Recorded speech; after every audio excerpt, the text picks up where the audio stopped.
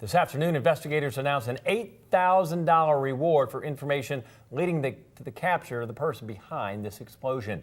Investigators are still at the scene of 580 Vance Lane in Lebanon. And that's where we find News 2's Joseph Pleasant, who is monitoring the situation.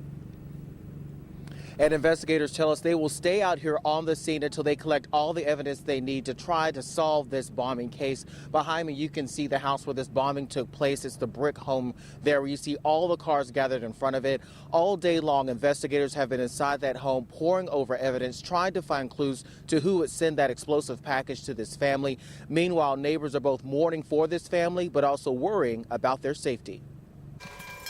Neighbors in this quiet Wilson County neighborhood are fearful to do an everyday task, check their mail. We met Betty Henley just after she asked a deputy if it was safe to go to her mailbox. I was just wanting to find out if that bomb was in the mailbox or not, because I'm afraid to go to the mailbox to get my mail. Investigators will not say exactly how the explosive package was delivered to this house on Vance Lane.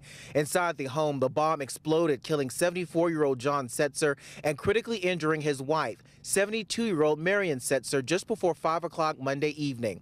Investigators with the Wilson County Sheriff's Office, the State Fire Marshal's Bomb and Arson Division, the FBI, and the TBI spent all Monday night and all day Tuesday inside the house looking for clues to who sent the bomb and why. We'll be running leads, processing crime scene, collecting any type of evidence that may be available. The TBI crime lab will be analyzing that evidence. Investigators tell us neighbors should not be scared. They say this bomb targeted this specific house, though they would not say if the Setzers were the intended target or if it was meant for someone else living on the property. Neighbors tell us the Setzers' daughter, son-in-law, and grandchildren live in a separate house on the property, a family neighbors describe as salt-of-the-earth people. It's just a huge mystery why a terrible thing has happened to good people. A mystery that neighbors and investigators need to solve to answer important questions of who would do this, why, and could explosive packages be on the way to other people.